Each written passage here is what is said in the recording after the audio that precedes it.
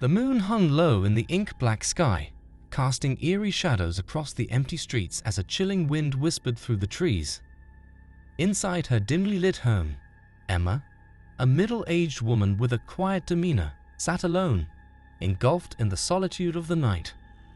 She had always cherished the tranquility of her small house, a sanctuary from the chaos of the outside world. She felt safe and secure, unaware of the danger that lurked nearby. She had no reason to suspect that someone was watching her, or that someone had a sinister plan for her. As the clock ticked towards midnight, an unexpected ring pierced the silence. Emma jumped, startled by the sudden noise. She hesitated before picking up the phone, an old landline that rarely saw much use. She wondered who could be calling her at this late hour, and what they wanted. She hoped it was not bad news or a prank call. She hoped it was a mistake or a wrong number. She lifted the receiver and said hello, her voice trembling slightly.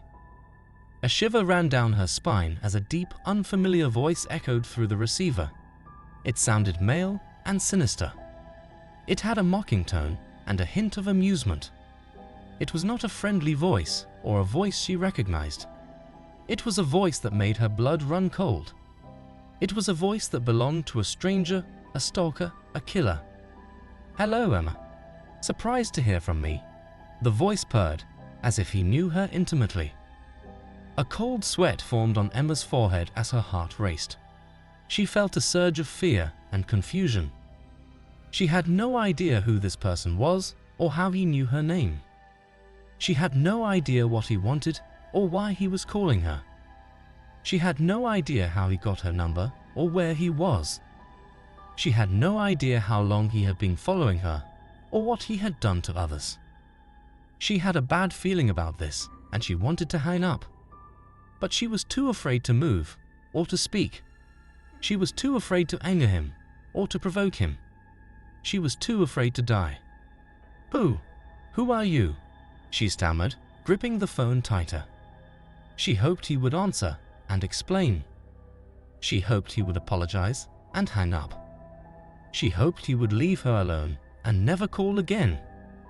"Oh, Emma? Emma," the voice chuckled menacingly. "I know everything about you. Your name, your address, your deepest fears. I've been watching you for months, and now I'm inside your house." He uttered the words casually, as if he was making a simple observation. As if he was stating a fact and not issuing a threat. As if he was playing a game and not creating a nightmare. Spoke with confidence and cruelty, expressed delight and malice. He intended to terrify her, and he succeeded. Emma felt a surge of horror and disbelief. She couldn't comprehend what she heard, and she wished it was a lie. She couldn't fathom that he knew so much, and that he was so close. She couldn't imagine that he was inside her house, and that he could see her every move.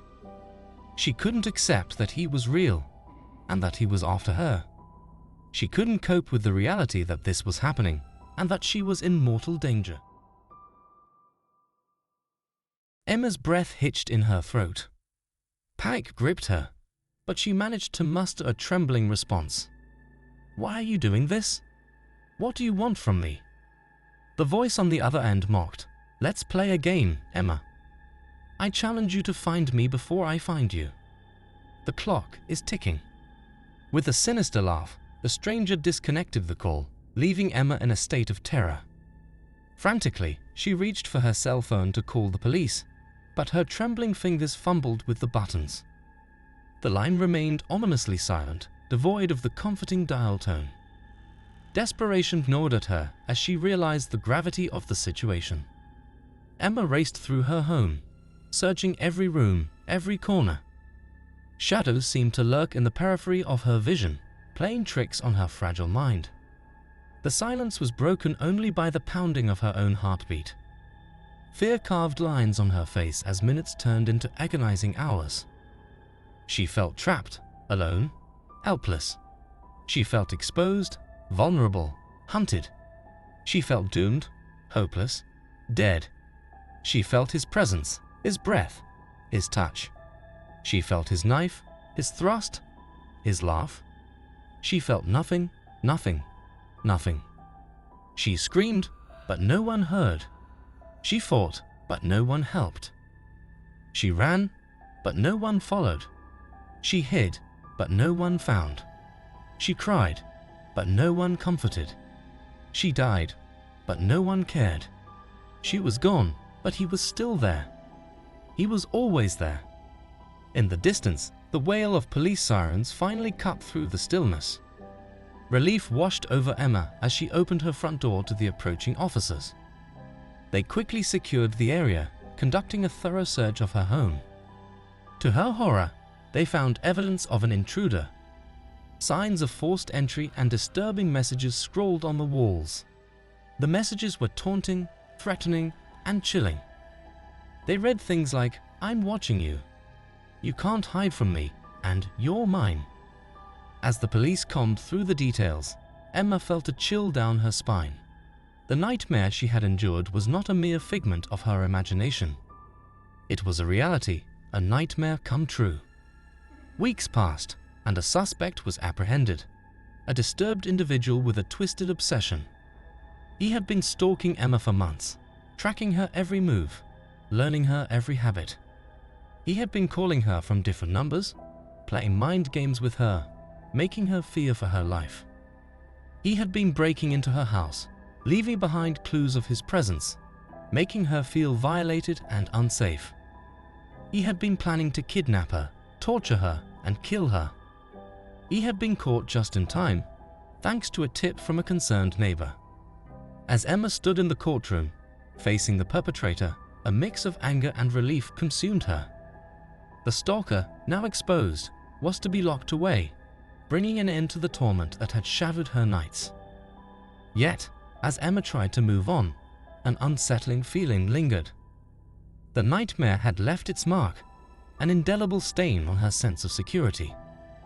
The phone call, the game of fear, and the intrusion into her private world haunted her, a chilling reminder that darkness could lurk where one least expected it. She felt uneasy, paranoid, and traumatized. She felt violated, vulnerable, and scarred. She felt broken, damaged, and lost. She felt alone, alone, alone.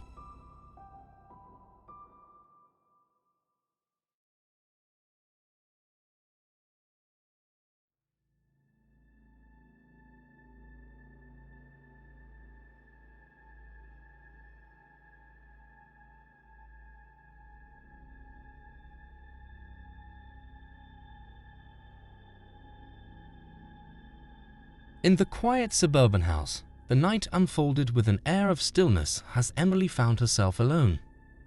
Her parents had left for a weekend getaway, leaving their teenage daughter to enjoy a quiet evening at home. Deciding to indulge in a classic horror movie marathon, Emily curled up on the living room couch, enveloped in the eerie glow of the television. The movie began innocently enough, but as the plot thickened, Emily couldn't shake the growing unease. Scenes from the film seemed to echo the confines of her own home, the camera angles mirroring the layout of rooms she knew so well. She recognized the familiar staircase, the cozy fireplace, the antique clock. She noticed the similarities between the furniture, the curtains, the paintings. She felt a strange connection between the characters, the dialogue, the actions. Dismissing it as mere coincidence, she pressed on, determined to enjoy the spooky tale unfolding on the screen. As the suspense in the movie reached its peak, a sudden knock on the front door jolted Emily from her seat. A chill crawled up her spine as she peered through the window, revealing a masked figure cloaked in darkness, clutching a glinting knife. The figure wore a black hooded cloak, covering his face with a white mask that resembled a skull. The knife was long and sharp, reflecting the moonlight with a sinister gleam. Panic seized her, and her mind raced to comprehend the unthinkable. The horror movie seemed to be invading her reality. The figure was the same as the killer in the movie, the one who had been stalking and murdering the unsuspecting victims. The knock was the same as the one that had signaled the start of the carnage. The window was the same as the one that had been smashed by the intruder. Emily realized, with a sinking feeling, that she was the next target. With trepidation, she tiptoed toward the door, her breath catching in her throat. The masked intruder persisted, rapping on the door with menacing persistence. Fear constricted Emily's chest as the realization dawned. This was not a mere coincidence. The line between fiction and reality blurred, and the boundary of her safety shattered. She felt like she was living in the horror movie, and that the killer had somehow crossed over from the screen to her world. Summoning her courage, Emily retreated from the door, desperate to escape the impending danger. Panic set in as she darted through the dimly lit hallways, each creak and groan amplifying the terror closing in around her. The chilling awareness that the horror movie had become an eerie premonition gnawed at her every thought. She remembered the scenes from the film, the ones that had foreshadowed the fate of the victims.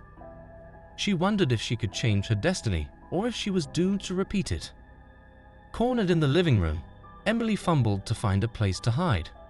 The masked figure breached the threshold, a malevolent presence that seemed to embody the darkest shadows of the movie. The room became a battleground, the air thick with tension as Emily fought for her life against an adversary inspired by the silver screen. She grabbed anything she could find, a lamp, a vase, a book, and hurled them at the intruder, hoping to slow him down.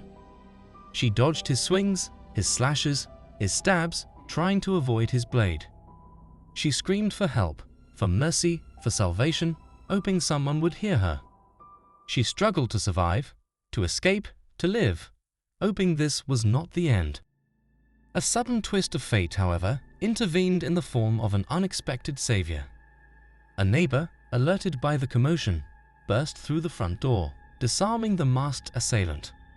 Emily, trembling and wounded but alive, watched as the mask was ripped away, revealing the face of a serial killer who had been terrorizing the neighborhood. Amidst the terrifying struggle for survival, the desperate sounds of the skirmish echoed through the walls, reaching the ears of Emily's vigilant neighbors. Alarmed by the commotion, they swiftly dialed the emergency number, summoning the police to intervene in the unfolding horror within the seemingly tranquil residence.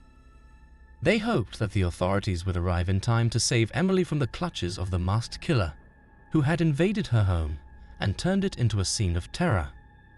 As the masked killer continued his relentless pursuit, the distant wailing of sirens pierced the chilling silence, gradually growing louder. The killer realized that his time was running out, and that he had to finish his twisted game before the police arrived. He increased his speed, closing the gap between him and his prey. He raised his knife, ready to deliver the final blow. He smiled, anticipating the thrill of victory. The arrival of law enforcement added an unforeseen twist to the nightmarish tableau, transforming the tranquil suburban setting into a battleground between the forces of justice and the embodiment of macabre malevolence. The police officers stormed the house, guns drawn, searching for the source of the disturbance. They heard a scream, followed by a thud, coming from the living room. They rushed to the scene, only to find Emily lying on the floor, covered in blood, and the killer standing over her, holding a knife. They ordered him to drop the weapon, but he refused, lunging at them with a maniacal laugh. A shot rang out, and the killer collapsed, his mask falling off, revealing his twisted face. Emily gasped, recognizing him as the director of the horror movie she had been watching. The nightmare was over, but the trauma remained. Emily had no idea that the horror film she stumbled upon was not a random coincidence, but a carefully planned scheme. It all started with a mysterious text message from an unknown number that caught her attention, offering a link to the chilling movie. Curious and unsuspecting, she clicked on it and unknowingly opened the door to a nightmarish scenario where fiction and reality merged. What she did not know was that the serial killer behind the movie had a twisted agenda, selecting his victims based on their interaction with the horror movie link. The unknown sender had created a digital web of deception, trapping those who watched the movie and luring them into a sinister game controlled by the deranged mind of the masked murderer. As the police finally caught the killer and uncovered the dark details of his online manipulation, Emily realized that she was in the middle of a virtual nightmare that had become real. The anonymous sender, whose identity and motives remained hidden in the digital shadows, left behind a trail of unanswered questions about the blurred lines between the physical and the digital world, demonstrating the chilling power of a malicious connection that crossed the boundaries of both cinema and reality.